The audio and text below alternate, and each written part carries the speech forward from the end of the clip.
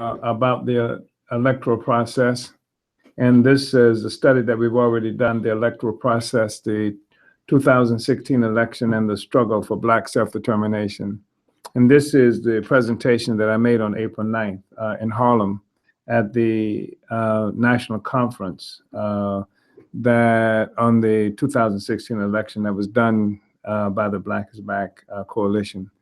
And the reason we want to do this again is because this electoral process has brought a lot more attention and excitement than most elections in the recent period, and a lot more anxiety for a greater number of people, and certainly for the African population.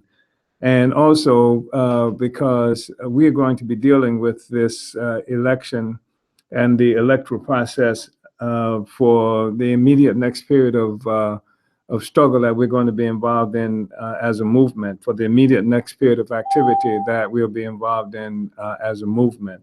So I wanted to just continue this discussion to make sure that we had the best possible understanding of the electoral process, what's happening now with the election. And so we are better equipped to deal with the November 5th and 6th conference, that's rally, march on the White House, and conference that will be led by the Black is Back coalition in Washington, D.C., and where our party will play, and the Uhuru movement will play a main role in not only getting people there, but also in conducting the conference within the coalition.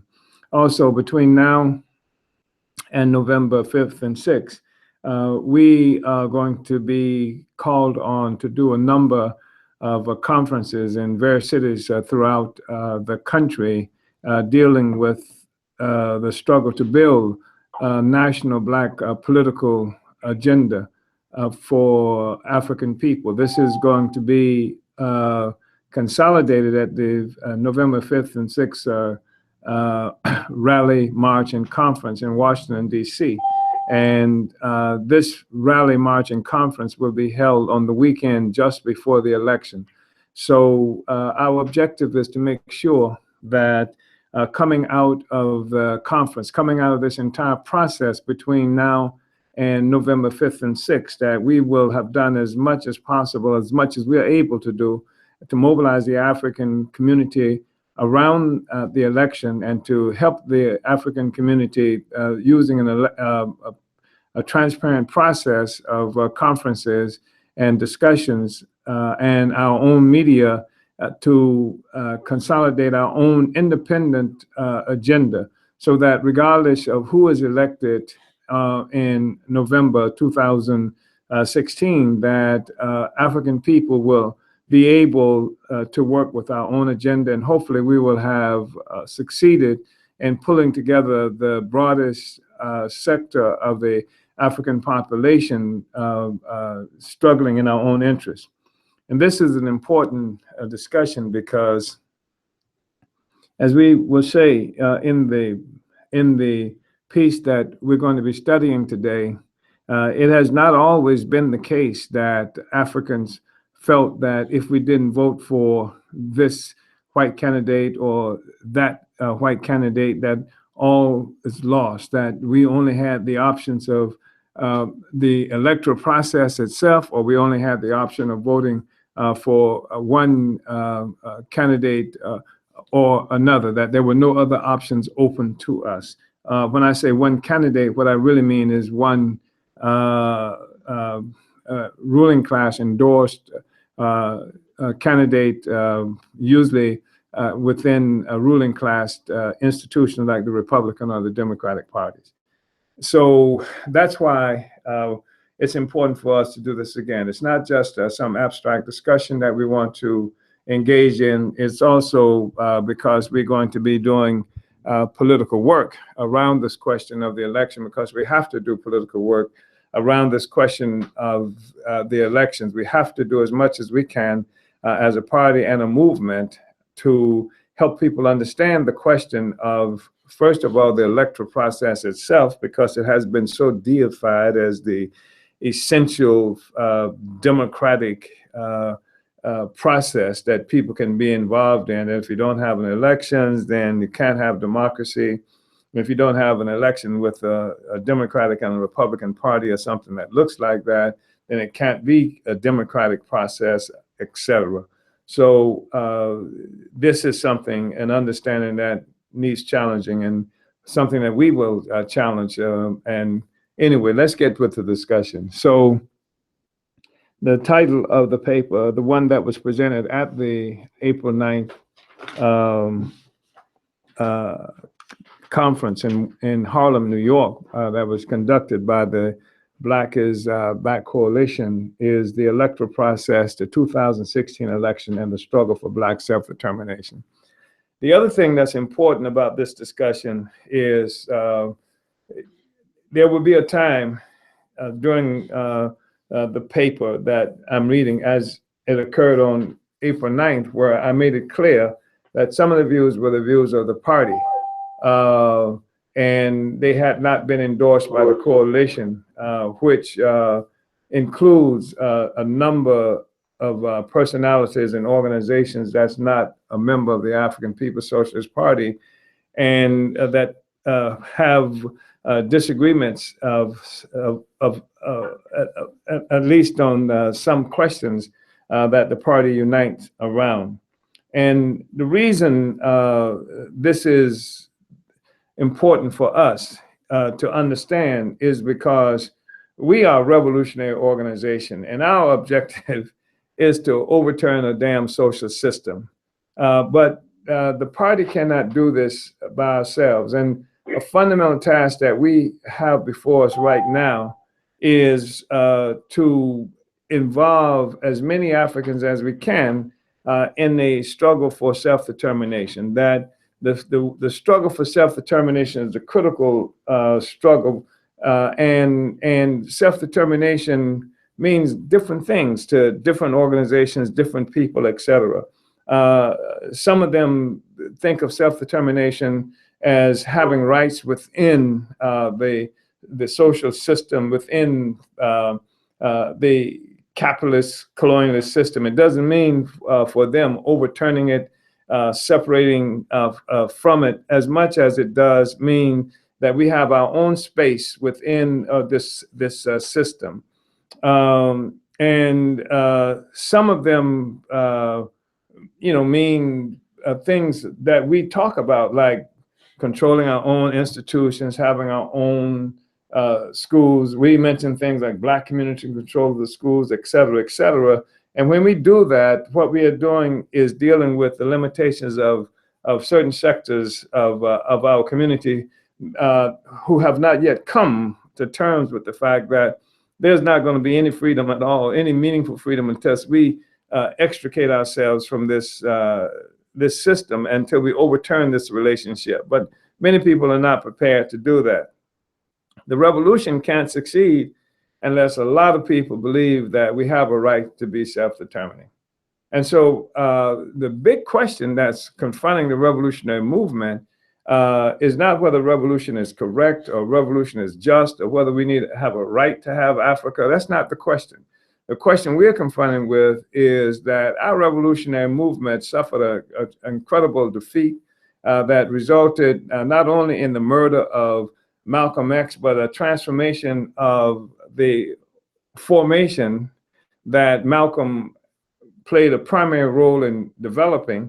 And it not only meant the assassinations of people like King and the destruction of the Black Panther Party.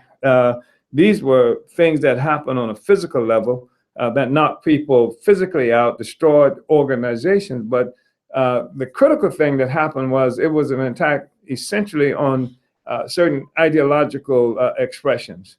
Certainly Malcolm X talked about having African people having self-determination. He talked about Black nationalism. He talked about the revolution, not the Bernie Sanders type, but he was quite clear that there was a difference between what he called the Black Revolution and the Negro Revolution. He said revolutions are based on land, based on nationalism, etc.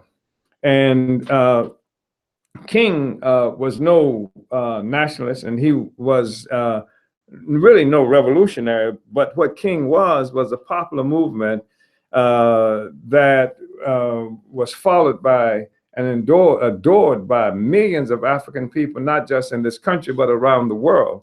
And but King existed during a time where the struggle of African people had moved from simple civil rights and democratic rights, and people were demanding Black power, and people were talking revolutionary talk. You got to remember that King was still alive when the Black Power slogan demand was thrust out there, when the Black Panther Party was out there, when Jomo was out there. So there was a growing movement of African people who were no longer accepting integration as a solution, nonviolence as a solution. And if King was to be able to maintain his legitimacy in that era, he was being forced to move closer and closer to the aspirations and the understandings that most of the most dynamic sectors of the African population had come to. And this was the revolutionary sector. So we had this nonviolent civil rights thing that King led, but that was always being challenged by Malcolm X, always being challenged by Malcolm X. And then followers of Malcolm X, like the sectors of the Student Nonviolent Coordinated Committee, raised up the demand for Black power. And then even after Malcolm was dead, then we have the Black Panther Party, who, inspired by Malcolm X, Jomo, that I led at the time, inspired by Malcolm X. So you had this whole upsurge, this insurgency, growing more militant every day, and clearer that the question was not about integrating with white power, but by having our own power. And so King was being forced to modify his stance every day. And this is why it became necessary to kill King. If he had been just an Al Sharpton or just some shallow force that had been propped up and put in place by white power, then it wouldn't have been necessary. But King was different from that, and though he represented a certain sector of the African petty bourgeoisie, King was affected by an upsurge, an incredible upsurge of resistance, and as it was unfolding toward moving toward closer toward the struggle for self-determination and closer toward revolution. And so that's the thing that made him a threat. I want to go ahead and begin the reading. So the electoral process is one that has been perfected over a number of centuries.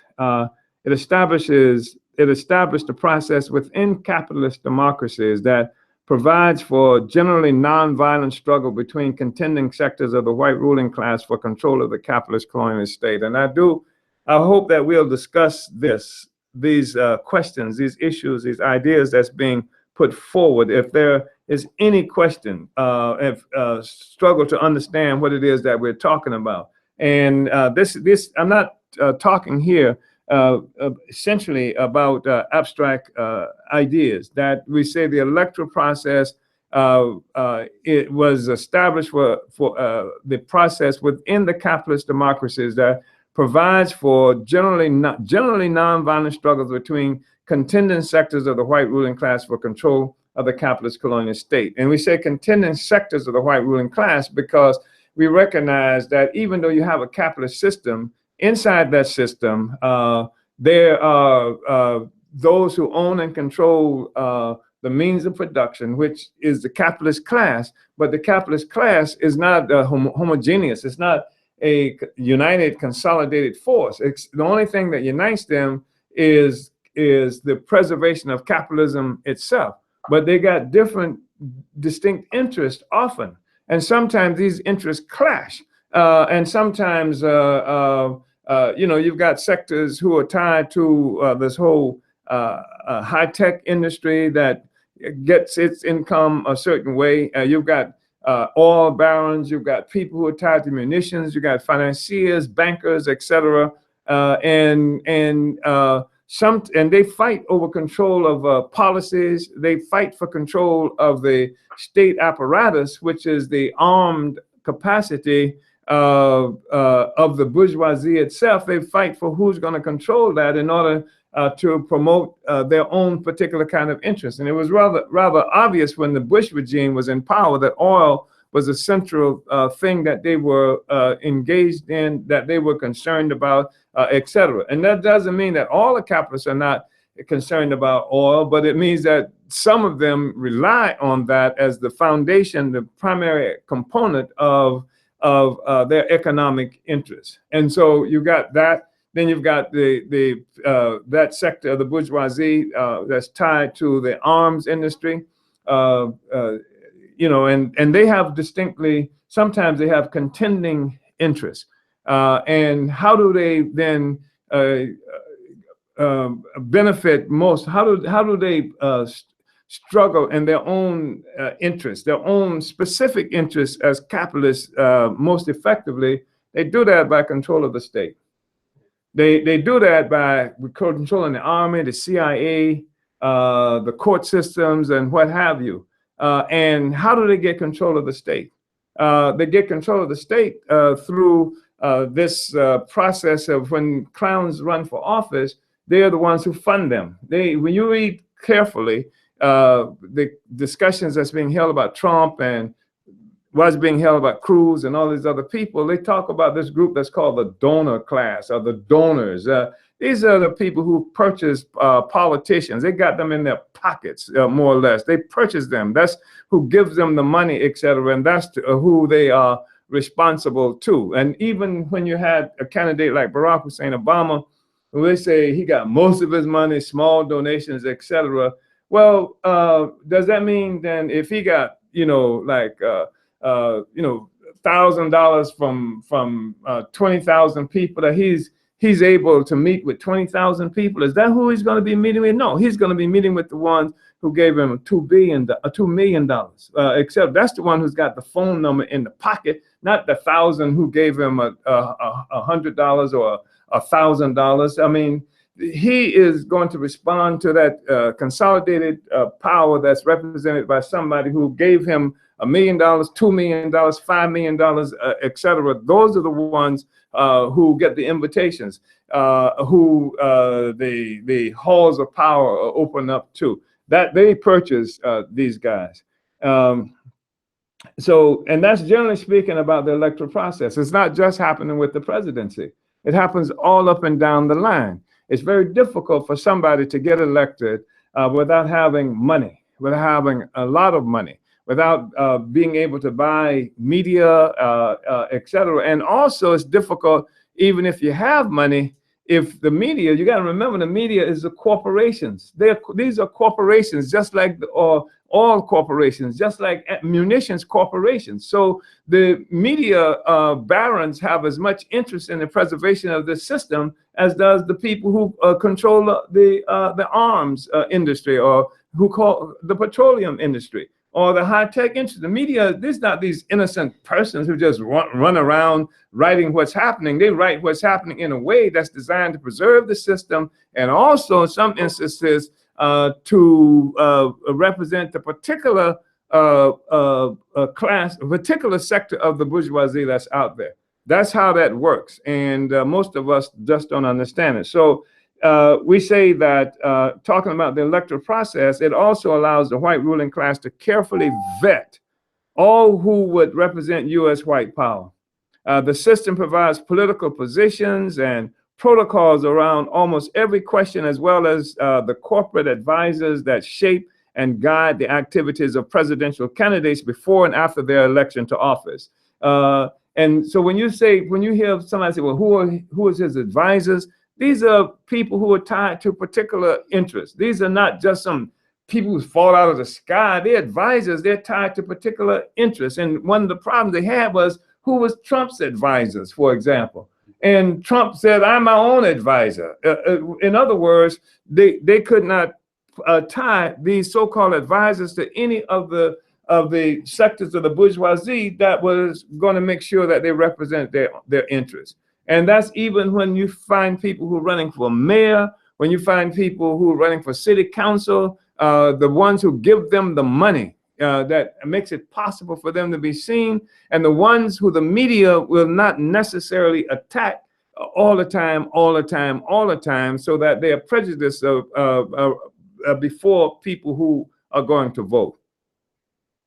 So Donald Trump has presented the white ruling class with a problem during this presidential election season. Initially treated as comic relief by the ruling class media, the white billionaire now has the ruling class frantically up in arms in an attempt to destroy his candidacy and guarantee he does not achieve the nomination of the Republican Party. This is because Trump has not been vetted. He does not rely on position papers from the legion of Machiavellian political parasites in the service of other sectors of the bourgeoisie. While Trump's position on most issues are not different than those of the establishment politicians of either party, they are generally unvarnished.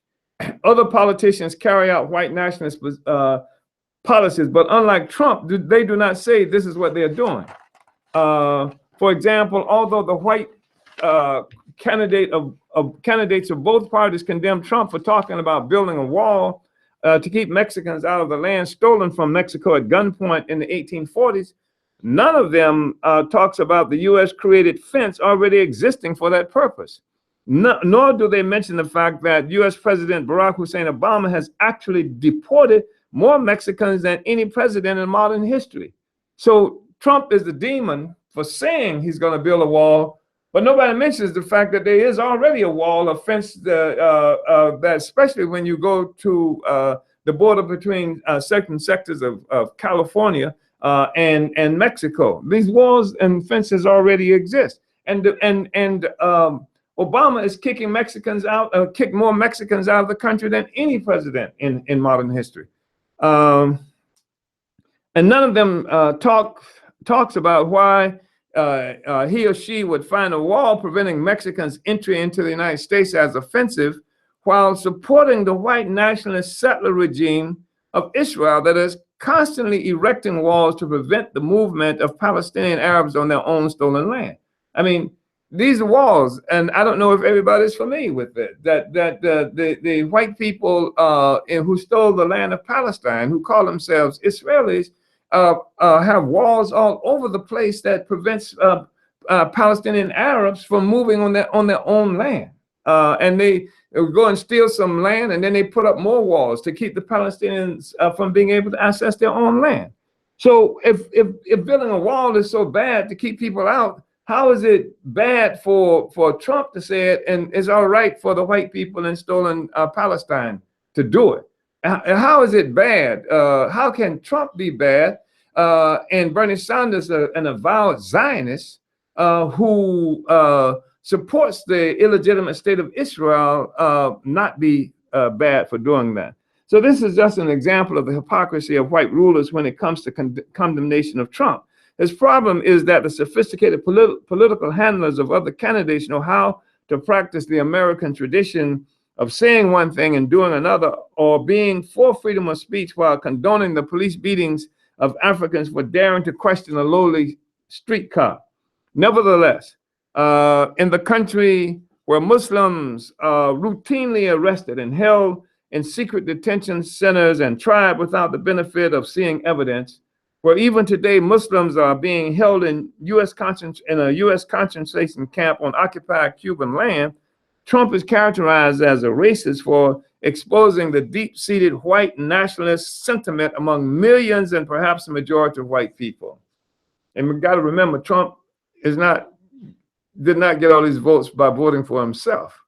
White people voted for Trump. And if they voted for him, they voted for him precisely because what was it that initially Trump did that garnered the support of the millions of white people from the beginning?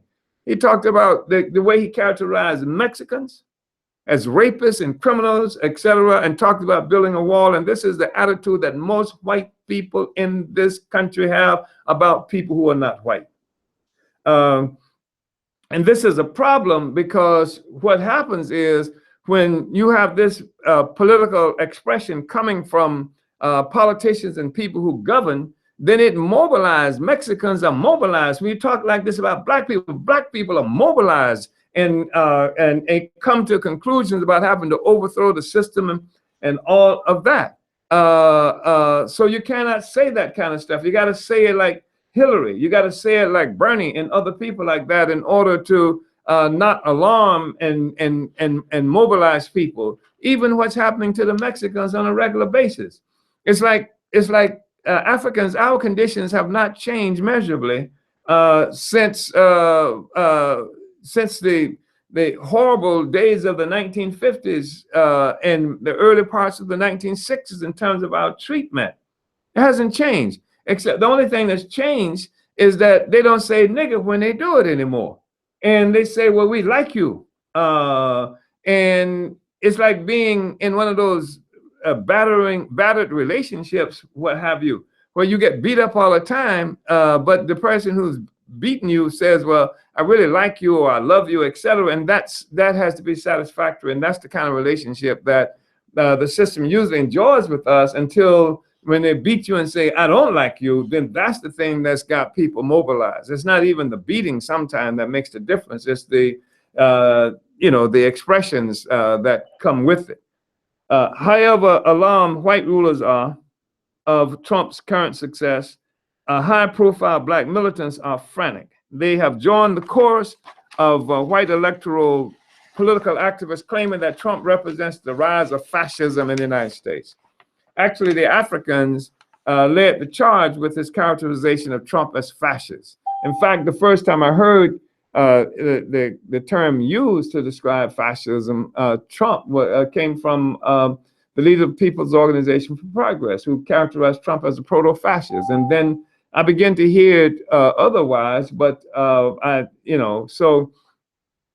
so we say actually Africans have led the charge with his characterization of Trump as fascist. While U.S. Senator John McCain was the fascist threat in 2008 during his campaign for president against drone meister Barack Hussein Obama, today Trump is the fascist reason for sticking with the Democratic Party candidate. And I want to be clear that when they say that these guys are fascists, they are offering the explanation of why one has to be for the Democrats. So this is a pitiful display of the sense of powerlessness experienced by Africans who would fearfully lead our movement during this time of imperialist crisis. It is a display of supreme political punkishness that stems from the defeat of the revolutionary black movement of the 1960s and is captured by opportunists who have no vision of liberation through the conquest of independent political power over our own lives, a situation from which we have not fully recovered.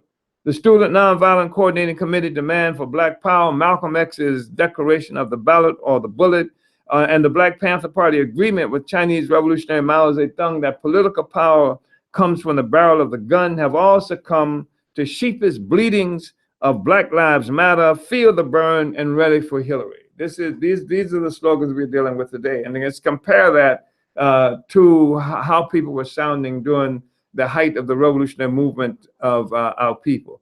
It was not Trump and the fascists that killed Malcolm, King, Panthers, Lumumba, and others. It was not Trump and the fascists that chased black militants underground and out of the US that defeated the black revolution of the 1960s, and even that continue to hold people who fought revolutionaries in prisons today, and the more than 1 million Africans in the prisons. This is not fascists and Trump that did that. This is normal.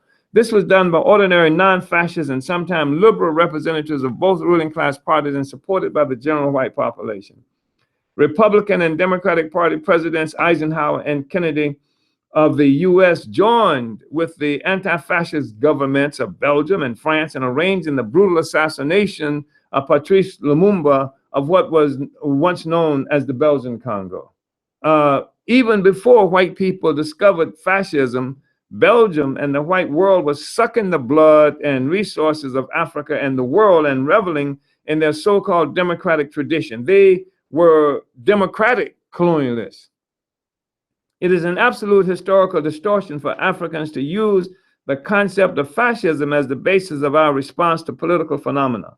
At the very time, white communists and other leftists were demanding a united front against the fascist demons of Germany, Italy, and Spain, the whole white world was luxuriating in the benefit of non-fascist democratic colonialism in Africa and throughout the world. Indeed, so the point that I'm making is that it's crazy for us to be defining our response to political phenomenon, to the political activities in this country or anywhere in the world as a response to fascism. Because fascism is simply one expression that the capitalist system has had at any given time. And I can't see a fundamental difference in fascism and ordinary white power.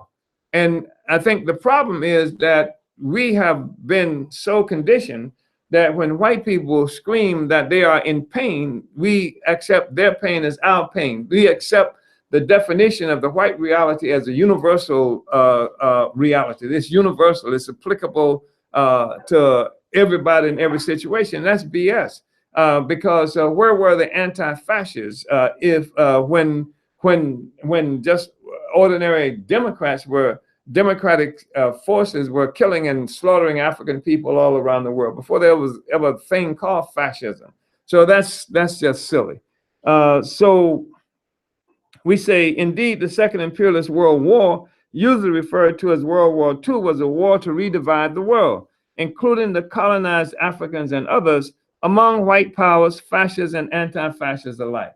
All of them, the so-called, on each side, whether they were fascists or anti-fascists, they were fighting to redivide the world. Who was going to get this and that, whether it was going to be Germany, whether it was going to be Italy, Japan, the United States, England, or some other country. It wasn't, we weren't being, the ones who were oppressing us were not oppressing us as fascists, they were oppressing us as white power, as colonialists, whether they were fascists or non-fascists.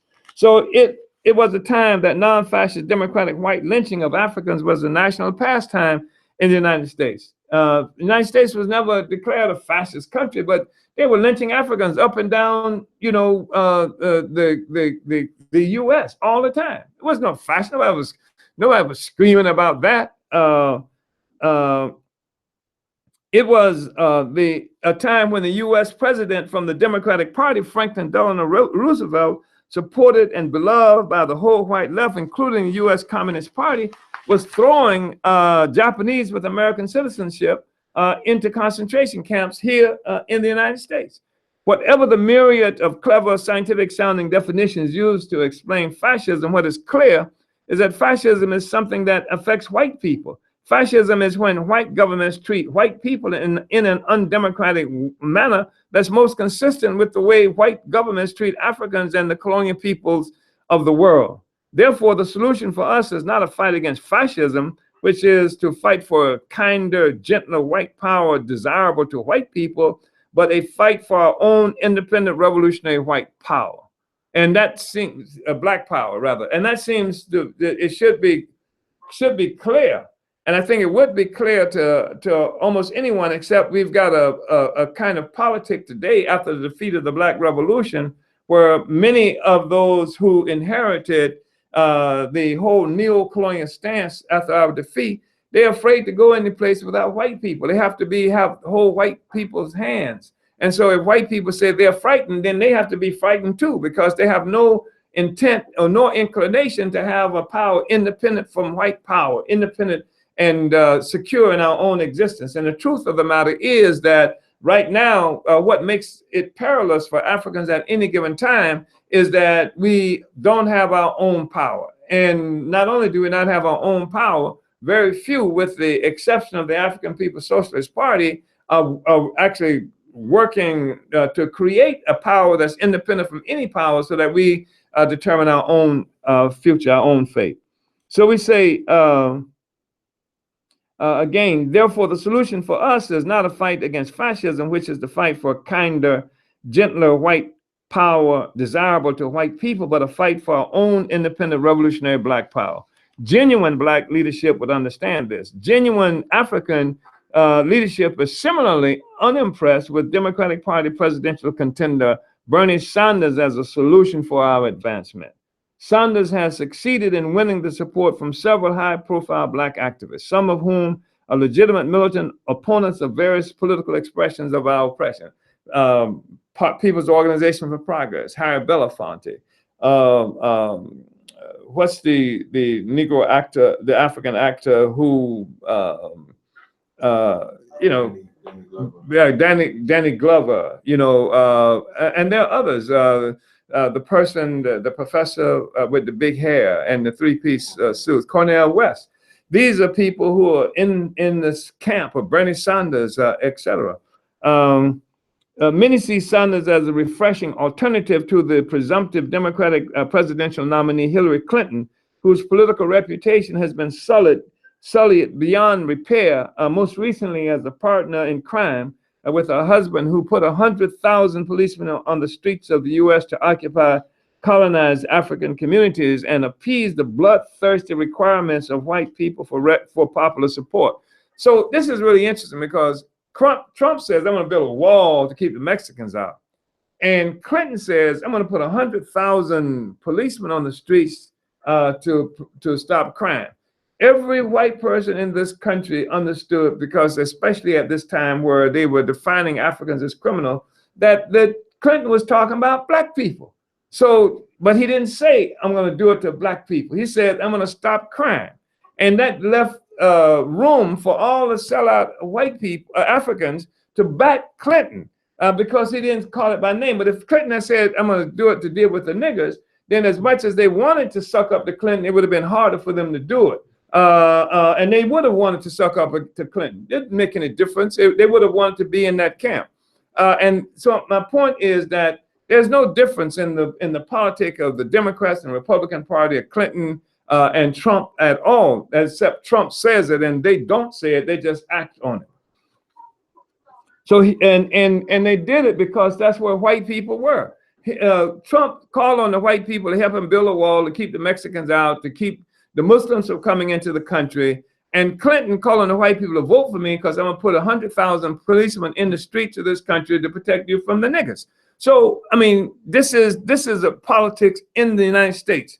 And that's why it's a horrible failure on our part to be trying to get in bed with one of them, because all of them carry, you know, serious kind of disease. So the thing is that we have to have our own, independent political power, our own agenda that we're constantly fighting for. Hillary, who working with the Obama regime, presided over the attack on Libya and the execution of Muammar Gaddafi, has further exposed herself as a shameless political hustler at the beck and call of bankers and financiers who control both political parties, from smoke-filled back rooms out of sight of the general public.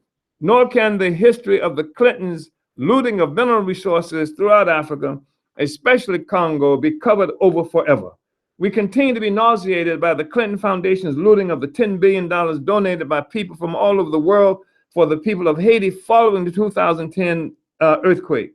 The majority of those resources have never gone to Africans in Haiti, as thousands still live in desperate conditions.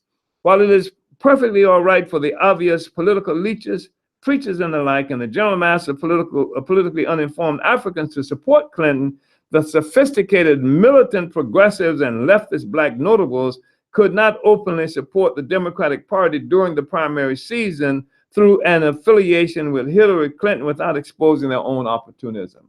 So they're going to be with the Democratic Party, period. And Sanders then gives them the ability to do it without saying anything about who they are, as would be different with Clinton, saying, hence feel the burn. And so I just, we talk about why people couldn't support Hillary and why they support Bernie Sanders. And I just want to just say, a couple of things. That we say that Bernie Sanders is acceptable to progressive Black leaders because he is a non-revolutionary opportunist who uses words like socialism and revolution as attractors for other non-revolutionary opportunists. He is acceptable because he does not threaten the system of capitalism resting on the colonial oppression and bone-deep exploitation of our people.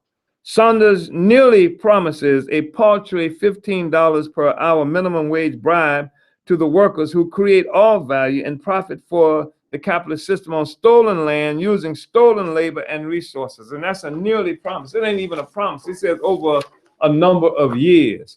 Sanders also calls for free university education and universal health care like that which exists in certain European countries. And although he does not specifically speak to any of the critical issues confronting African peoples, his is a rising tide lifts all boats kind of political inference that has proved successful in winning the support of Black opportunists in the past. Whatever success Sanders has with the African community will reflect the weakness of the U.S. front of the African liberation movement. So we say that Sanders is a Zionist, and the only reason people can call him a socialist is if they don't attach any revolutionary significance to the term. And because a socialist is not just somebody who says I'm a socialist.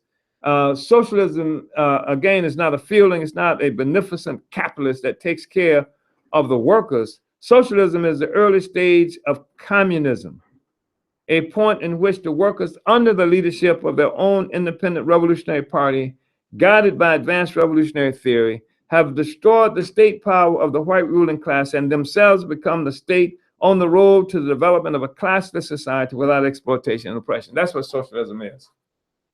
Get Sanders to say that. I mean, people say, well, can you say reparation? Get Sanders to say that. That's what he's talking about. And then socialism is that point where an economy based on private ownership of the means of production has been transformed to socialized ownership of the means of production. This is a big difference from giving workers $15 an hour of all the value they have created. While Sanders has complained about the control of the electoral process, political process by what he calls the billionaire class, he does not condemn imperialism itself. He has not condemned the white ruling class. At best, Sanders is calling for an improved, more perfect imperialism.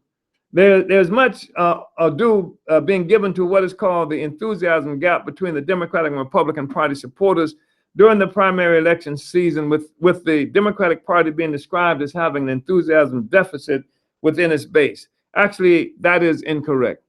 The enthusiasm gap is only real if one subscribes to the definition of the ruling class pundits and media, who base this gap on the lack of turnout for the Democratic Party's presumptive winner when compared to the dynamism injected into the Republican Party by the participation of Donald Trump.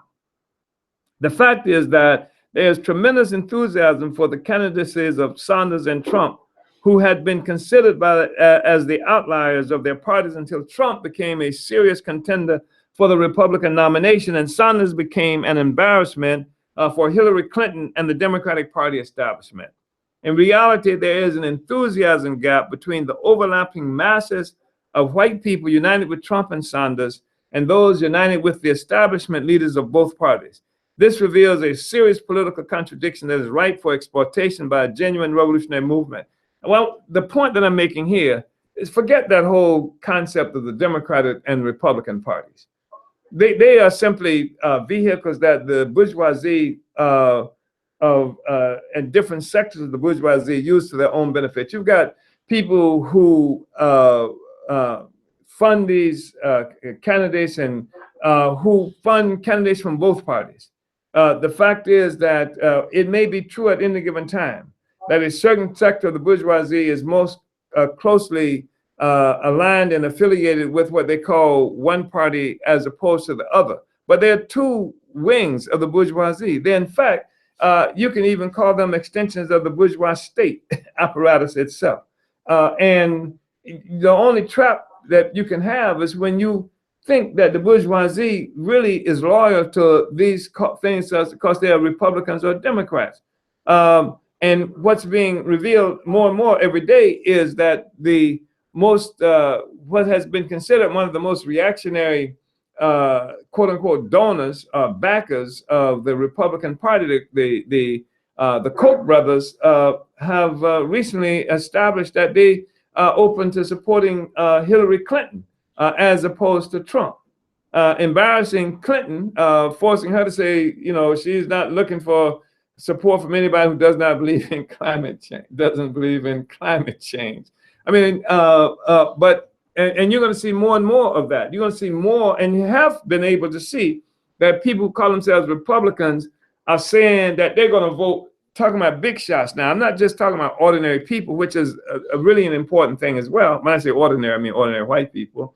And which can't be ordinary, it's a contradiction in terms, but I'm not just talking about that. I'm talking about even the so-called elite. I'm talking about people who are supposed to be with the bourgeoisie. You see some of them edging over, not edging over, leaping over to Hillary Clinton. Sometimes directly, sometimes indirectly, declaring an inability to support Donald Trump. And there are only two people running for president. Only two of the parties that they've recognized as legitimate. So the enthusiasm gap is between the masses of politically active white people and their interpretation of the system itself as represented by the two dominant parties of the white ruling class. It is white people following lily white political agendas who are in motion. This is a problem because most Africans are trapped in the white nationalist bourgeois controlled Democratic Party, either as supporters of Clinton or Sanders.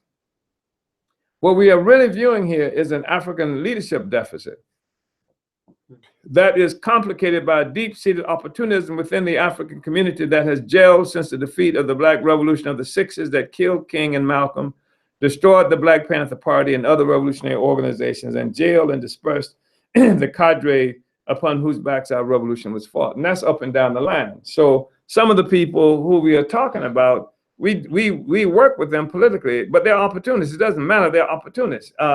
They're opportunists within the ranks of the broad anti-imperialist movement that we're involved in. But we're at a place now where the struggle has not developed to a point where this delineation can be sharply expressed because the fracture, the unity of the so-called anti-imperialist, so-called struggle for self-determination. I mean, I just did an interview the other day with Glenn Ford, and he was asking me, he was saying, well, you know, there are people who are also we work with, like People's Organization Progress and Larry Ham, who support Bernie Sanders. How did he put it? He said something about this doesn't mean that they can't be in the coalition or something. I said, no, it certainly doesn't mean that. But what it does mean is that however people move, they need to be standing on the platform of self-determination. So a lot of Africans are going to be voting, and they're going to be working in the electoral system. And what we're saying is that everybody who does that needs to be standing on the platform of self-determination. So even if they work for a political candidate, their responsibility is to force that candidate to deal with the question of self-determination. That's how I left that, because we are in a place where we're going to be working for a while with forces who claim unity with self-determination, but they are going to be opportunists. And some of them are going to be more dynamic opportunists than others of them. We're not drawing the line explicitly in every instance yet. That's why we can be in a coalition. That's why it's important to have a coalition, because we need as many forces as we can moving in a trajectory toward self-determination. Self-determination. We've got to make self-determination a winning position out among the African masses of people, because we are the only force that's preparing ourselves to go beyond a simpler declaration of self-determination. What is self-determination? What self-determination is the right of African people to determine our own future, have power in our own hands, under our own leadership, independent of the determinations of any other force. And that's the thing that we're going to be fighting for. But everybody who says self-determination is not going to be fighting for that. Most of them will not be, in fact. But we need that broad base of self-determination out there. It's an anti-colonial statement. We need the broad anti-colonial statement out there. And people, and Glenn Ford raised that question with me because it was his way of protecting People's Organization of Progress and Lawrence Ham from an assault that would be coming from us. And so we will keep the unity here to build toward broad anti-colonial movement of self-determination, even as we are building our own ranks, our own power, our own force as a revolutionary party, with the recognition that in the final analysis, opportunism cannot prevail. We are going to have to make an all-out assault of opportunism at some time. But the same thing too is that many people who are in that camp, we continue to work with integrity and build a massive political front in the party and our movement. Some of them are going to change, and some of them are going to be won over, and some are going to come over to the other side. We're doing something that's never been done before, period. Malcolm X didn't get a chance to do it. You had this whole nationalist movement. You had all these people talking about self-determination, etc. You had Malcolm, but the Nation of Islam, do for yourself. But when Malcolm took it to a political and revolutionary level, then the split happened between him and the Nation of Islam. And he did not live long enough to go beyond that. He was consistently moving further and further toward what we characterize as African internationalism. We didn't have that. You had the Student Nonviolent Coordinating Committee that talked about Black Power, but even the Student Nonviolent Coordinating Committee was a hodgepodge of all kinds of forces, and essentially one that was tied to the petty bourgeoisie or petty bourgeois interests, students and what have you, who had petty bourgeois aspirations, petty bourgeois recognition, ideologically tied to the petty bourgeoisie and various forces in various ways. So we are the only ones who've taken this thing and actually begin building a revolutionary party in the possession of the African working class that is prepared to make the fight for genuine overturning of the relationship that we have with imperialism. We have taken Malcolm and the best expressions that came from Malcolm X and Garvey and what have you, and put it into a revolutionary party and revolutionary theory.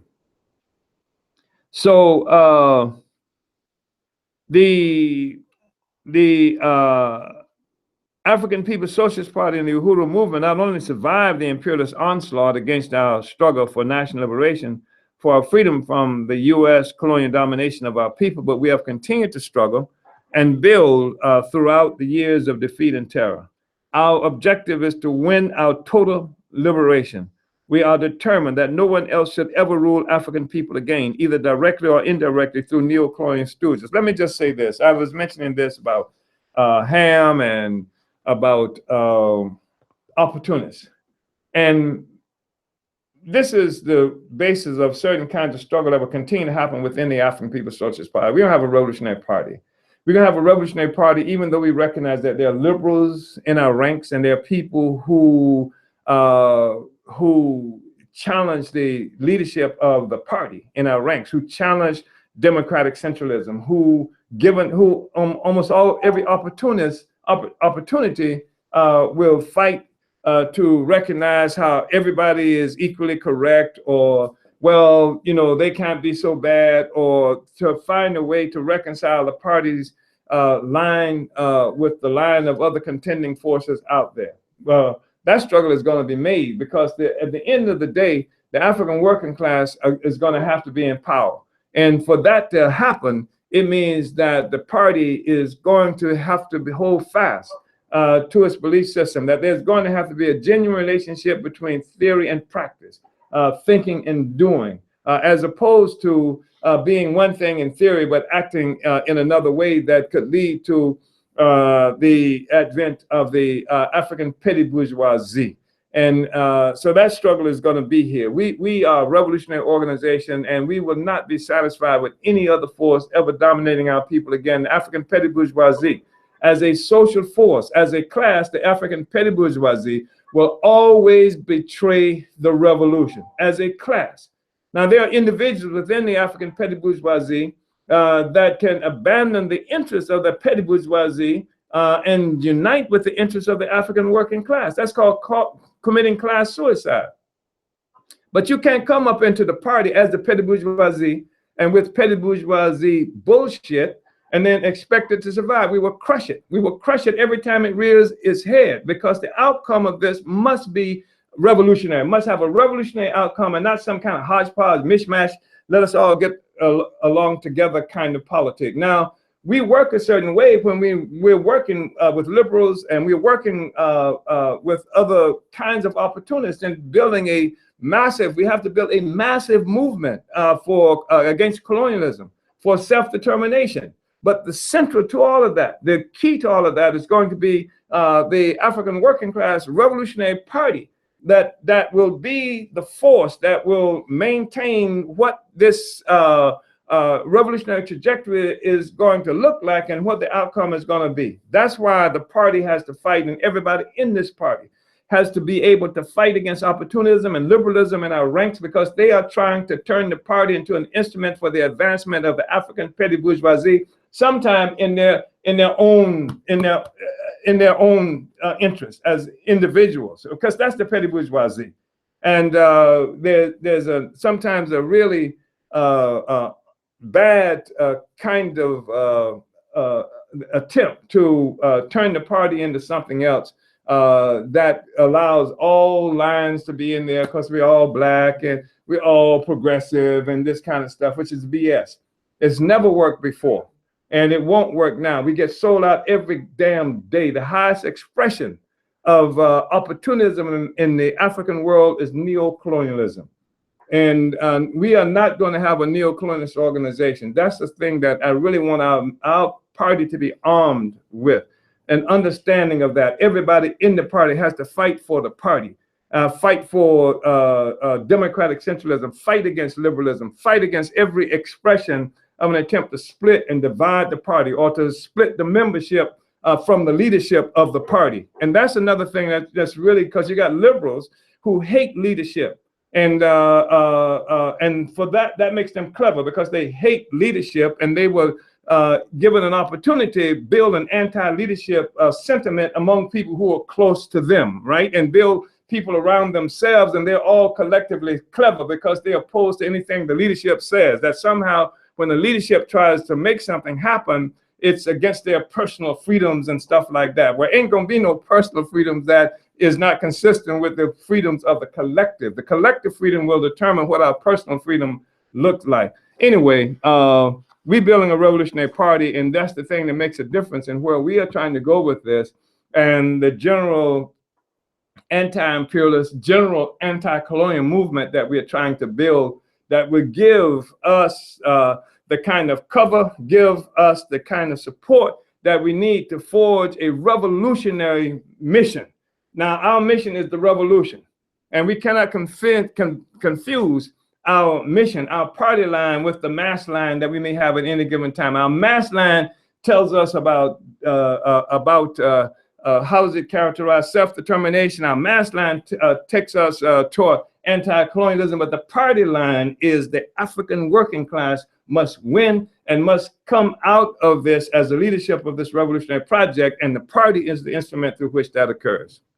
That's the thing that has to be understood and accepted.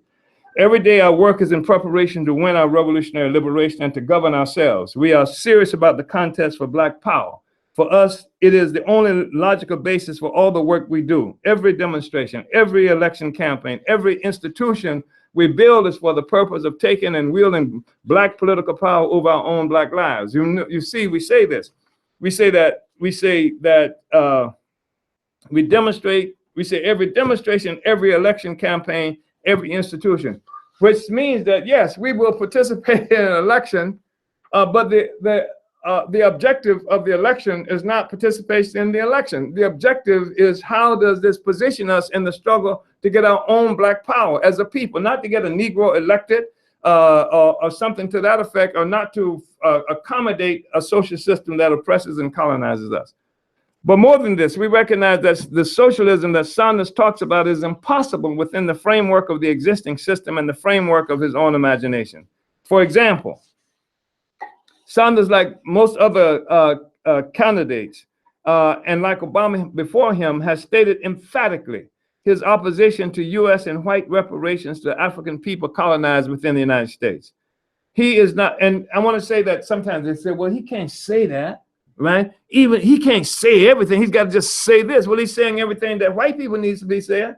He's saying the stuff that he figures white people need to hear. Why the hell can he say what African people need to hear? And the reason they would say is because the white people won't vote for him, which means that if white people won't vote for him being for reparations, he can't make reparations happen.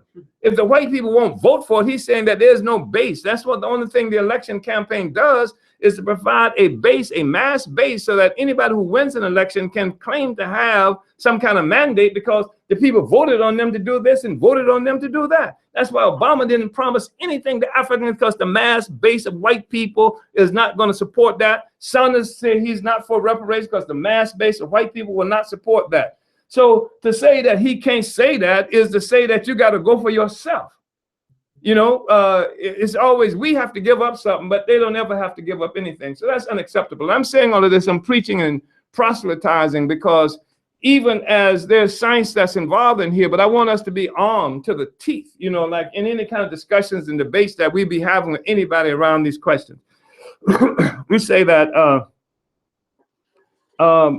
so we say that, for example, Sanders, like most other candidates and like Obama before him, has stated emphatically his opposition to U.S. and white reparations to African people colonized within the U.S. He is not very different from most white people in this regard, or from white socialists for that matter. But for a socialist, opposition to reparations would be difficult to justify in an era of independent revolutionary black leadership. I mean, every Negro who's lining up and cozying up to Sanders should have a real problem with him saying that he can't support reparations because somehow that's going to split, you know, the people for him to be against reparations. But $15 an hour split the people. Universal health care splits the damn people. I mean, which is why Obama, you know, one of the reasons Obama couldn't put that stuff forward. So you're worried about splitting white people. You're worried about how white people are going to respond to it. But you're not worried about the fact that when you deny reparations, you deny a whole historical relationship that we have to this damn social system. And let's talk a little more about that. We say that this is because the fundamental struggle within the world dominating capitalist system, the struggle within that world dominating capitalist system, is that struggle by workers to take back the value of labor stolen by white rulers that is generally recognized as surplus or profit. That's what profit and surplus is. So Sanders is either talking about white socialism, often called national socialism, usually associated with the dreaded fascism, or he is not a genuine socialist, or both. Because Hitler was a national socialist. That's what the Nazis stood for, the National Socialist Party. And so if you can't say that it's African people are involved, it's a white thing. That's what you need to say. This is a white thing. And Sanders needs to say it just like Trump is saying it. This is a white thing, but Sanders doesn't say it. He says, oh, rising tide lifts all boats kind of politic that Negroes fall in line with. There can be no struggle on earth by workers for a return of stolen value from labor that has greater significance and consequence in the struggle against capitalism than the struggle of African people whose colonization and enslavement extorted the greatest expropriation of forced labor in history. You're talking about stolen labor, which is what socialism is about, the value of stolen labor. You can't find a time nor place in history greater than what has happened to African people in terms of stolen value from labor than what has happened to Africans. Yet this Negro, this white man, you know, and his Negro friends unite with not being able to deal with reparations. Of course, Sanders cannot agree with the reparations demand because this is a demand that gets to the crux of the matter. The fact is that it is the stolen labor and resources of Africans and the world's colonized people that constitute the pedestal upon which the entire white capitalist social system rests uneasily today. It is what Karl Marx called primitive accumulation, but which is better defined as the parasitism that built and sustains the white-centered world economy and white people up to now. It is better defined as parasitic capitalism. Indeed, the crisis of imperialism that Trump and Sanders supporters are responding to today is a consequence in the world's oppressed fighting to take back our own resources for our own future. It might be called armed reparations. This is true from Afghanistan to Harlem It is true throughout the entire African world, on nearly every continent. Now, for the first time in history, the world is ripe for the revolution that can usher in real socialism, not just an opportunity for socialists to take power, as has occurred in every instance in the past. This is why we say the road to socialism is painted black. This is why the African liberation movement must forge its own independent agenda for our liberation. This is why we must develop a selfish agenda that speaks to the needs of our people, regardless of whether white political parties and white people can unite with us or not. The fundamental contradiction we are confronted with is not the unwillingness of white political institutions and/or white people to unite with our agenda. The fundamental contradiction for Black people in the entire world, colonial subjects who too often tremble at the thought of upsetting white people and white systems, is the absence of our own independent agenda and the revolutionary leadership willing to lead our people in its pursuit. And this is where I do a disclaimer saying that a lot of this is from parties, position, etc. So what I want to do, and I make the point here on the bottom of page 12, the last paragraph, for those who value electoral politics, it is worth noting that it was not electoral politics that won Africans the right to vote in the US. It was the independent struggle by African people across the ideological spectrum that won that concession from a brutal white power that terrorized and murdered Africans as part of the resistance to the simple democratic right to vote in a system rigged against our success. So you didn't get the right to vote by voting. The thing is that whatever victory we won it in the streets. We won it through organization. We won it through disrupting the whole social system. And I think that's important for us to understand. So, so we say that on page 13, that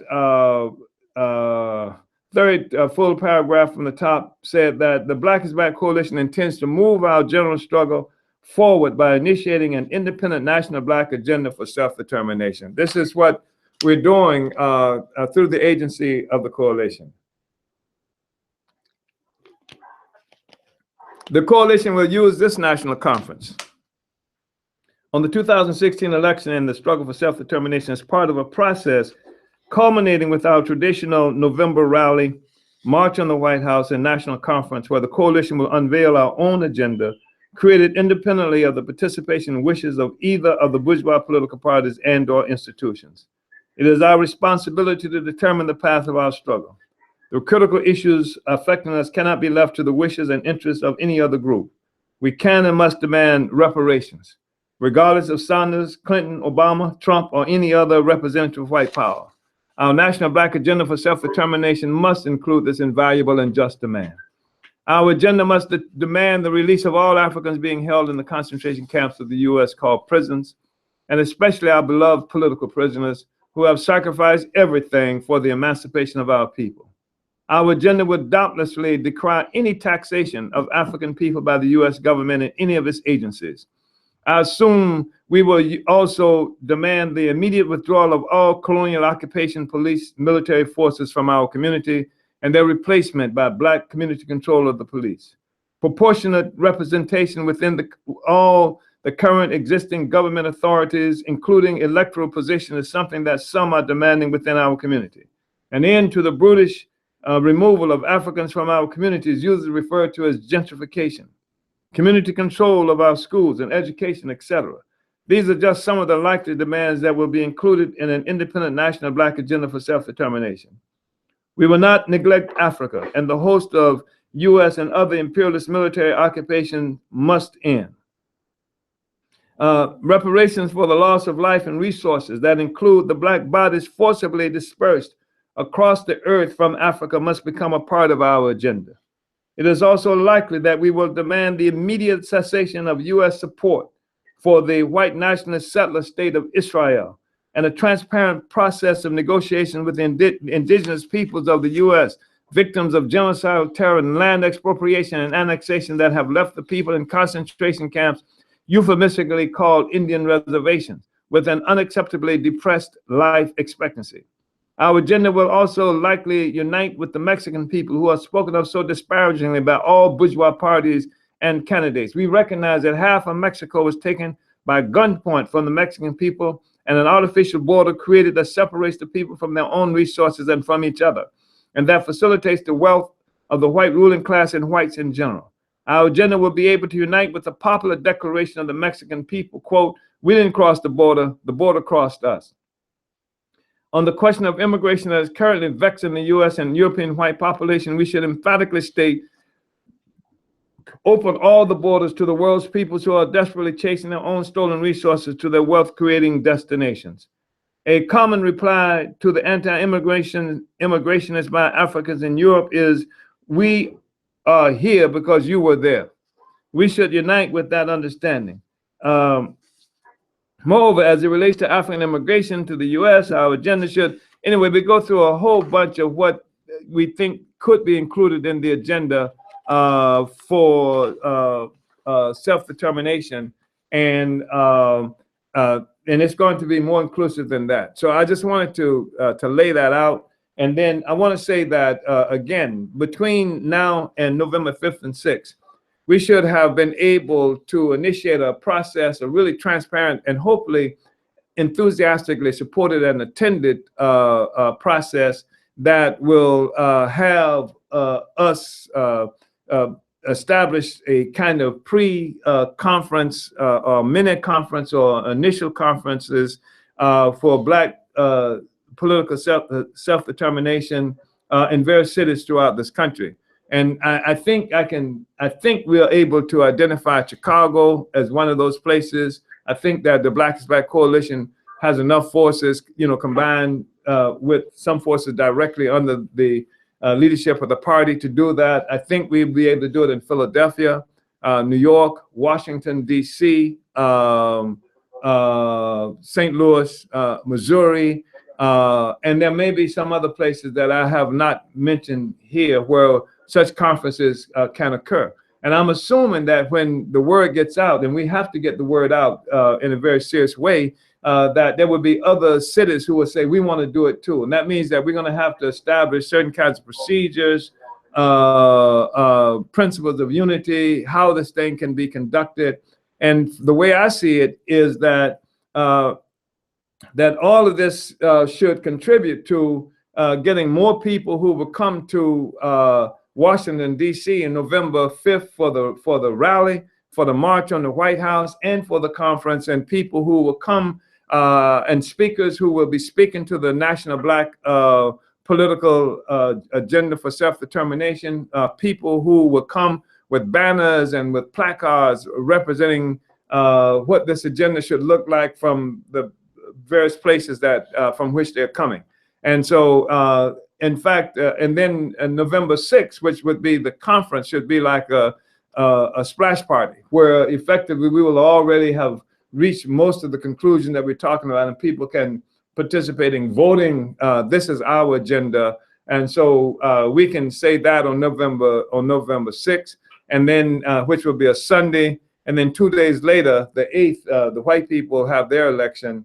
And based on whatever kind of agenda will have come through the process that they have established for themselves. But I think that's the only way that Africans will have an ability to promote our own interests and to begin to affect the body politic in this country. So this will not be a workers' platform, an African working class platform.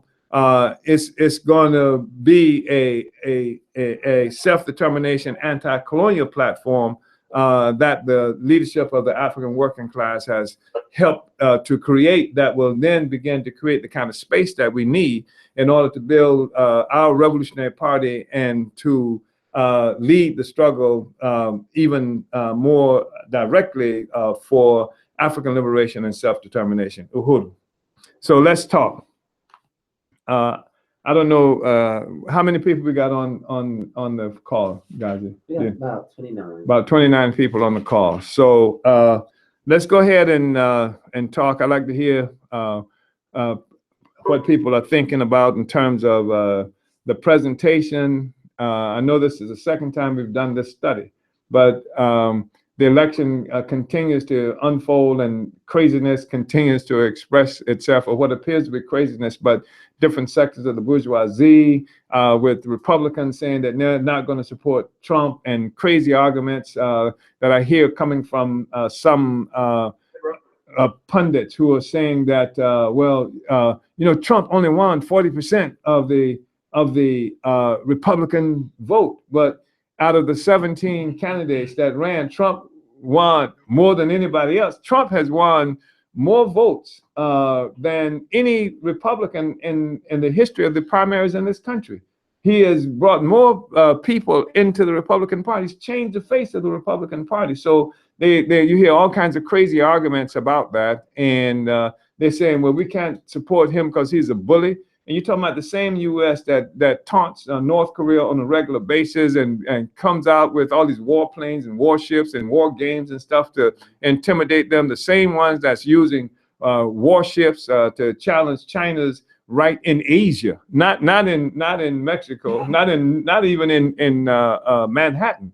You're talking about the U.S. that's trying to bully Russia and all these other places, Iran, etc. But Trump is a bully, and people won't support him because he's a bully. I mean, it's just the most ridiculous kind of arguments that's being made, essentially, to people who are uninformed and don't have the ability to come to better conclusions. So let's have a discussion, comrades. Uhuru. If we don't have any from the phone, we got something from Facebook. Please mute your phone if you haven't. We still hear some in the background. Please mute your phone if you haven't, unless you're asking a question. What do we have from Facebook? Tuckman is asking, how do we build a system that continues the movement without a figurehead? White supremacy has a way of destroying the figurehead and killing the movement. We can't continue these cycles. I don't know about the continuing cycles. I mean, figureheads will be there. African people need human beings who we follow, but we have to build systems that don't rely on human beings. The era of the charismatic leader, just somebody who leads based on charisma, is over. That's why the party works day in and day out to build an actual capacity to govern. And that's why if you look at what the African People's Socialist Party has created and continues to create up to now, you see that we build genuine organizations and institutions. So we institutionalize our presence and our movement and won't rely on figures, though figures are important. And they're important because they have to embody the best aspirations of the people, the best images of the people. The people need to be able to see the best of themselves in actual human beings, human leaders. And so there are going to be figures. And yes, the white people are going to try to kill them. White people have killed their own figures. They've killed Kennedys, they've assassinated other kind of people, and their system keeps rolling along. And that's what we have to have, a system that can stand having quality leaders, but can survive the loss of any particular leader, because our leadership is found in the ideas and the theory in the tactics and strategies that we develop. And we've got a whole long tradition of developing those theories, ideas, organizational forms, institutions, etc. That's the thing that's going to prevail. Uhuru, anybody else? Is anyone else? Uhuru, anybody on the phone? Marquise.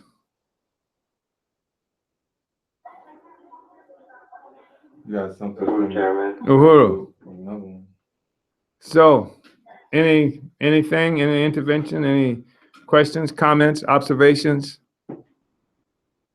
Yeah, I really unite with this study or this rally as a whole. I think it's really important for us to struggle to deepen our understandings of the critical question of self-determination and really getting a concrete plan on how the party plans on furthering or creating a broad mass-based movement to forward our self-determining interests, our goals.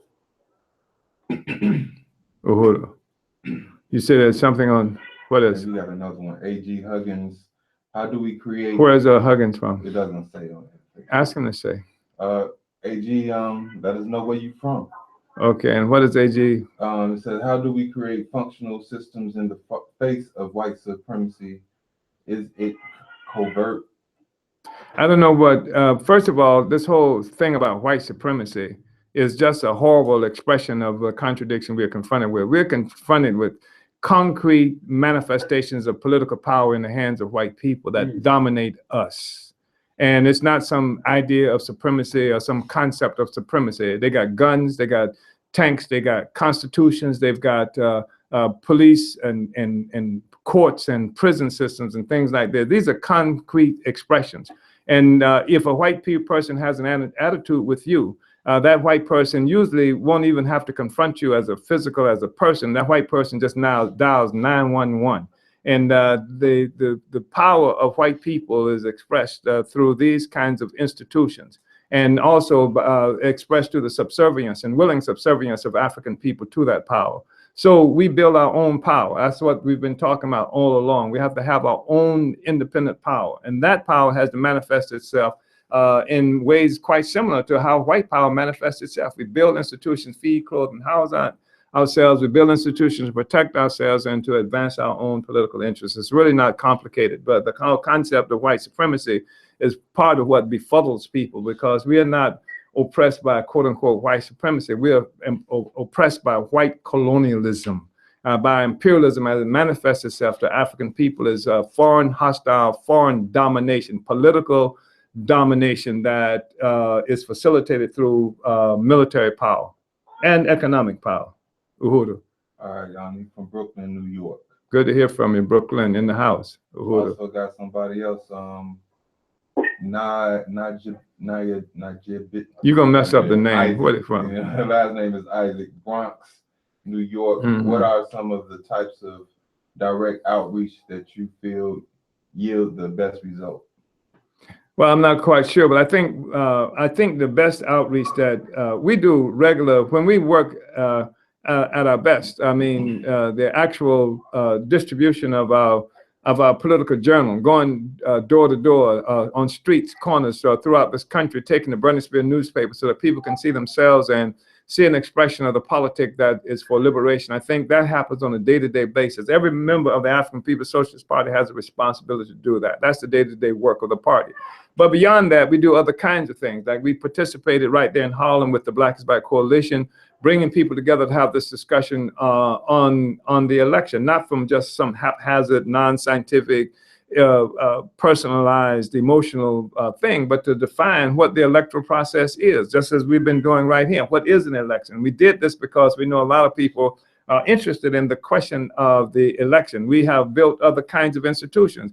I mean, if you were in the city of St. Petersburg, you walk down the streets, Martin Luther King and et cetera, you say, damn, there's a Tyrone Lewis community gym that's there. I mean, that's one front. We have economic institutions that people can participate in, et cetera. So there are a number of doors through which people can walk to connect with the African People's Socialist Party.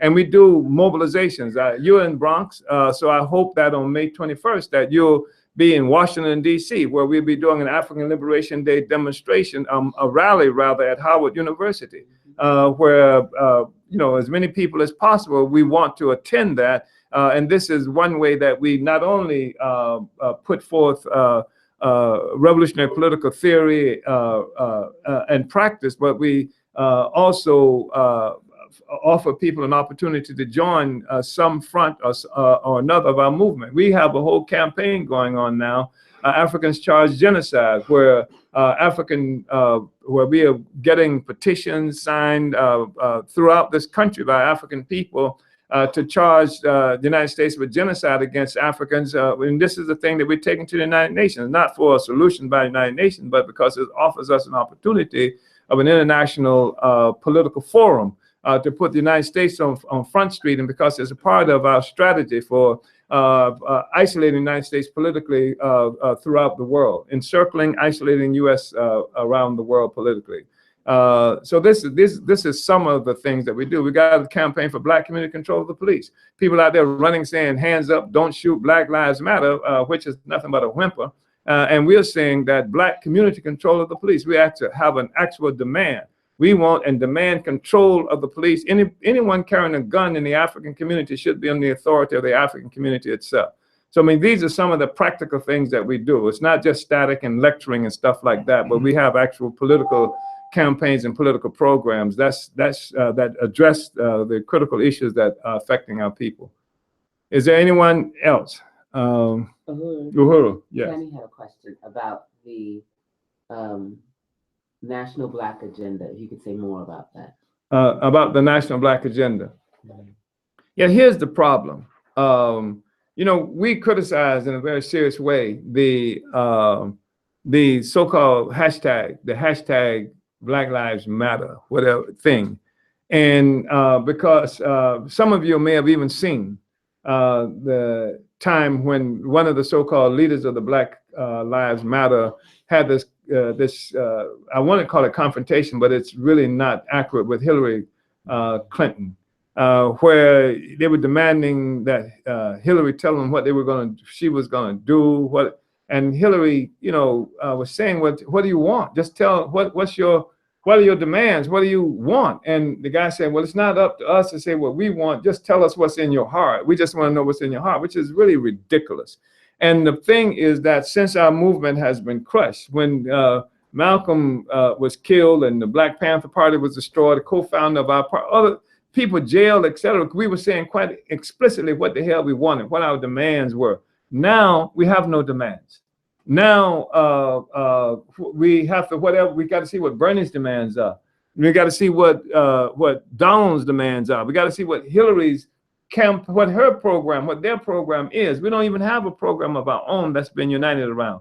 Therefore, we cannot even affect the politic and the political narrative in this country, because we are subject to whatever somebody else is doing. So we put together, we say that Africans have to say, these are our demands. This is what we want. This is the agenda that we will fight for. We don't have to wait until an election to get behind some white person or some good Negro. This is what our movement needs to stand for. Some of it's already been mapped out for us.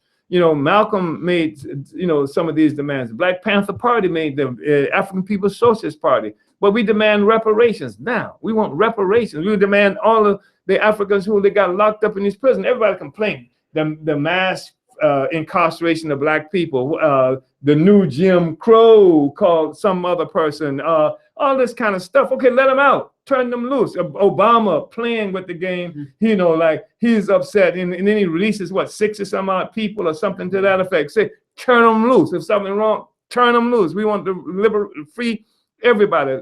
Open the doors out. All the political prisoners also have to be released now. We have to have our own agenda. Why should African people pay taxes that facilitate arming police who come into our communities and gun us down? Why should we pay taxes that facilitate even so-called housing complexes, like they call projects, that require African women to have to live alone with their children and have to pretend that they are nuns and stuff like that? They can't have sexual relationships, etc., for fear of losing their homes, etc. We have to have, what about gentrification that's wiping us out? None of these politicians are talking about these things. You don't hear that coming from Sanders, Trump, Hillary Clinton, etc. The only way these issues will be addressed is we forge our own agenda, and that's the thing that's going to give momentum to a real movement. And it's not just electoral stuff that we're talking about. The thing is that once we establish what our own agenda is, we fight for it by any means necessary. That's what Malcolm, by any means necessary. Or as Malcolm said, by the ballot or the bullet. Any way necessary, we fight for it. And I think that's what we're talking about. So we have to have our own agenda. And politicians don't even have to address Black people, African people, because there's no position out there by us that is challenging anything they're saying. The only position that's out there are positions that are out there by extremists and weird people like the African People's Social Party and the Uhuru movement. We have to transform the political base in this country by winning as many African people as possible to this politic. So this is what every expression within the political arena in this country will have to address this. Uhuru. Anyone else? Uhuru. This is Day. Yes, Dave. So how do you think like whether Trump wins or whether Hillary wins, or what do you think will be like the result or the reaction, or what would work better kind of in our favor as African People's Socialist Party? I'm sorry, I didn't. What? Is there a difference? I didn't understand. I couldn't hear well. Over, can you hear me? Yeah. How do? Can I be heard? Yeah, I can hear you now. Yes. I was trying to ask you like whether Trump wins or Mhm. Hillary wins. Like, Mhm. what do you think will work better in like the African People's Socialist Party's favor, or would there like would I think like I was just imagining people being more passive with Hillary than Trump, and kind of having it be like a similar thing to Obama. But I don't know if you could speak on that. Yeah, I think that Hillary's election would inspire more passivity, because the thing with Hillary's election also is Hillary's election is also something that legitimizes the African petty bourgeoisie, because the African petty bourgeoisie are all in Hillary's camp. They're working their asses off for Hillary, despite everything that Hillary stands for, everything that she's done to our community. So I could see that there would be a tendency toward a greater passivity if Hillary were elected. But the thing is that Hillary is extremely vulnerable. And I think that the election of Hillary Clinton is not going to do anything to satisfy the interests and aspirations of African people in this country. And the election of Hillary Clinton, without the African People's Socialist Party being the presence that we are and the growth that we are achieving right now, if we were not a factor, then I think passivity would be a kind of outcome. But I think because we are here, and for example, we're in the process right now of initiating a whole reparations demand, going to the corporations, big business demand. They paid them, put reparations into possession of Black Star Industries, so that Africans use what you've stolen from us to create our own economy, etc. And part of the big target for that is going to be the Clintons. I mean, we are targeting the Clintons for what they've stolen from us. That's whether she gets elected or don't get elected. So the thing is that with our own agenda, we have an ongoing campaign. Our campaign doesn't end on November 8th. Ours is just kicking off. And so while I do think that there would be a greater tendency toward passivity, a relaxed stance by the African population, possibly with the election of Clinton, I think that the real factor is going to be the presence of the party and the activities and things that we're going to inspire and be involved in. Trump, in many ways, by the way, might surprise people, because on most questions, and you see this even come sometimes, why did many of the people who opposed to Trump in the Republican Party, with the leaders, what were they saying? He's not a real conservative, right? He doesn't have the same position on this whole gender-based toilet bathrooms and stuff as all the others. He doesn't have the same position on the war as all the others. And I got a hunch, Trump is not playing the Bible thumping, kind of politic. And in many ways, Trump is to the left of some of the others. I wouldn't be surprised if Trump were able to do certain kinds of things in an attempt to accommodate Negroes. He just might find a new set of Negroes. You know what I mean? The problem with the set of Negroes who are now in the Democratic Party and they probably made the quota of what the Democratic Party Negro need is. But I got a hunch that there, is another, I know we see them supporting Trump already. I'm not talking about the crazies that we see. I'm talking about the very sophisticated, well-spoken Africans who Trump is using to speak for him on national television. So I wouldn't be surprised if Trump were as capable as any of the others in purchasing a set of Negroes from the African petty bourgeoisie. And remember, the African petty bourgeoisie will sell to anybody. They'll sell out to anybody. They don't care who they get in bed with, et cetera. The most immoral characters you want to find if you use the bourgeois definition of morality. Anybody else? Uhuru, yes. First of all, Comrade Nelson. First of all, I want to appreciate the chairman for bringing this study back to us.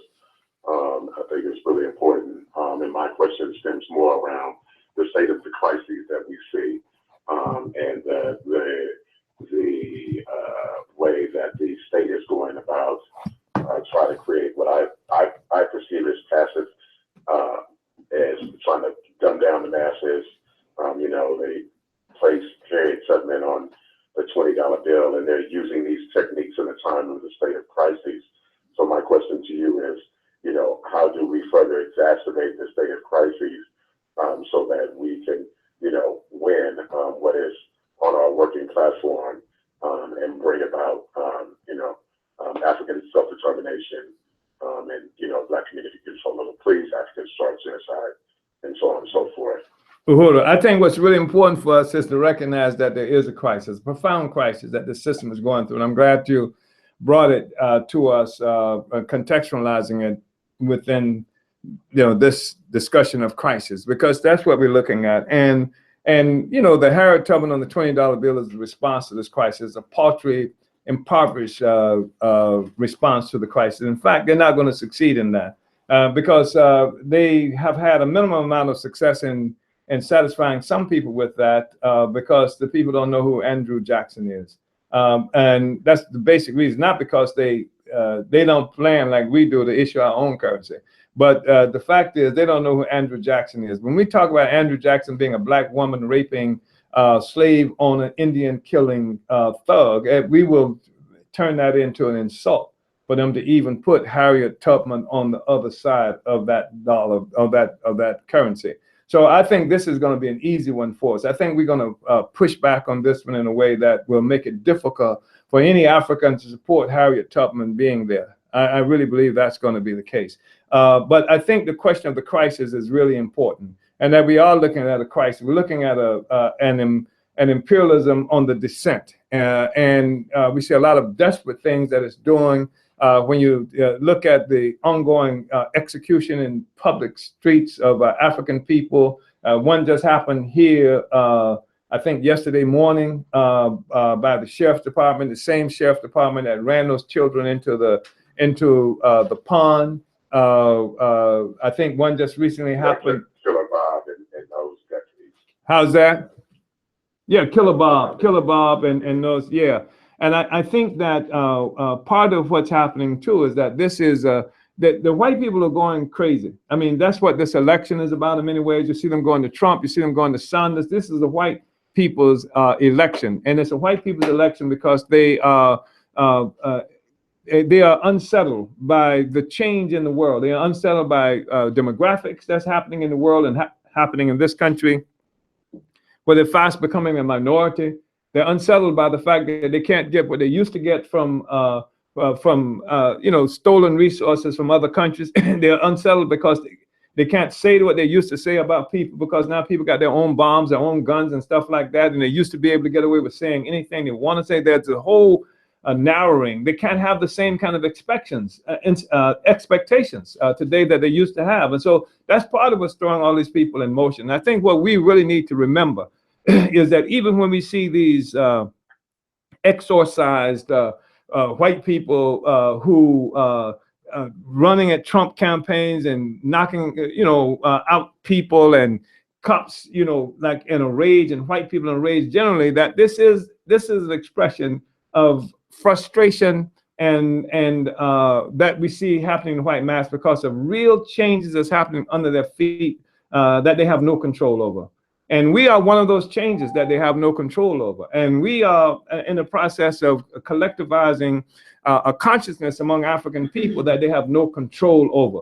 This is a state of real desperation that we see happening in the whole white world. Not just in this country, by the way. We see this all over Europe, similar kinds of, we just saw Germany, for example, the European Union just paid Turkey to please keep these non-white people from leaving Turkey and coming into Europe. And just said, we'll let you be white people, almost. They gave them a Bernie Sanders promise that Turks can now be able to come to Europe without visas, etc. So it's a real state of desperation that's all over the white world.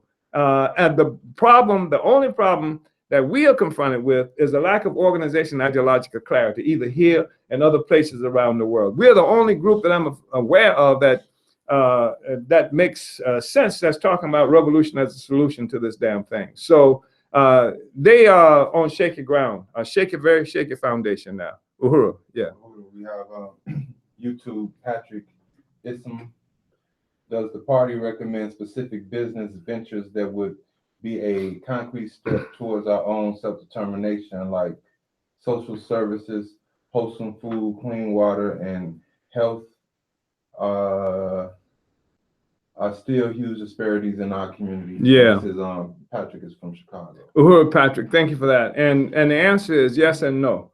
And it's not because I'm being wishy-washy. It's no, because we're not going to find a fundamental solution within the capitalist system by individual Africans going into business as such. But Africans connected to a revolutionary process that contributes to the creation of an independent economy, of anti-colonial economy, yes. I mean, and that's why part of what you see when you talk about services and healthcare and clean water and stuff, that's why the party has created an organization such as the All African People's Development Empowerment Project that organizes and wins participation from doctors and from engineers and other folk like that, and go different places in the African world to take on these kinds of contradictions. That's why NPDUM went into Flint with water and what have you. But that's why the Black Star Industries, where we actually have a plan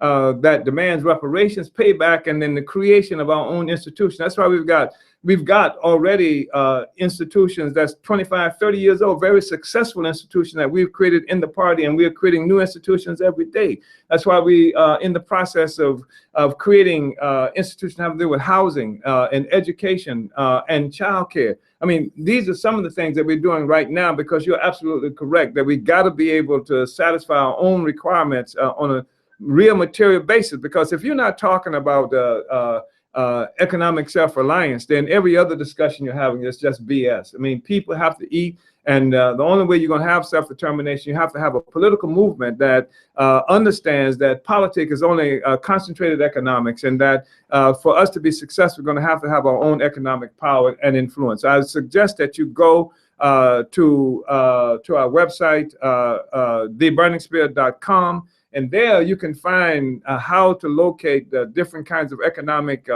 enterprises that we're involved in, because that's exactly what we're doing. And we want people who are thinking like you're thinking, to come into this process, and you might be able to advocate and help us to further our aims toward an independent African self-determination economy, self-determining economy. And I think that that had to be the last one.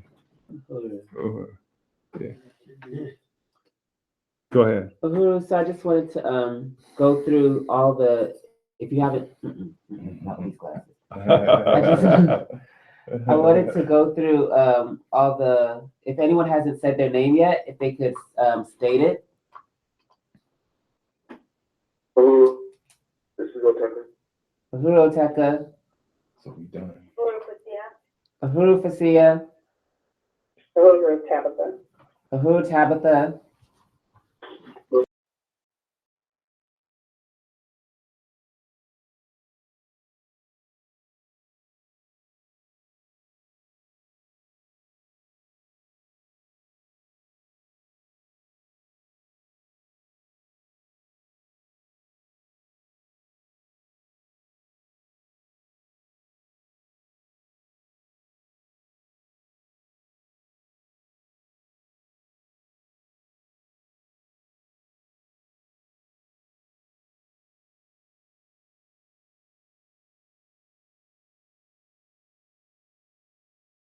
Uhuru.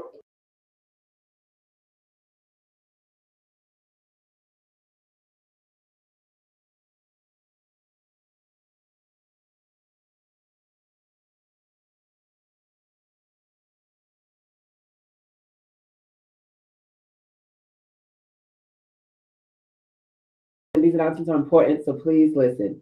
The first one is that an email was sent out by Mohamedou from the Office of Norm that we are transitioning the way that we are going to be paying for the dues. We're going on to PayPal, and the link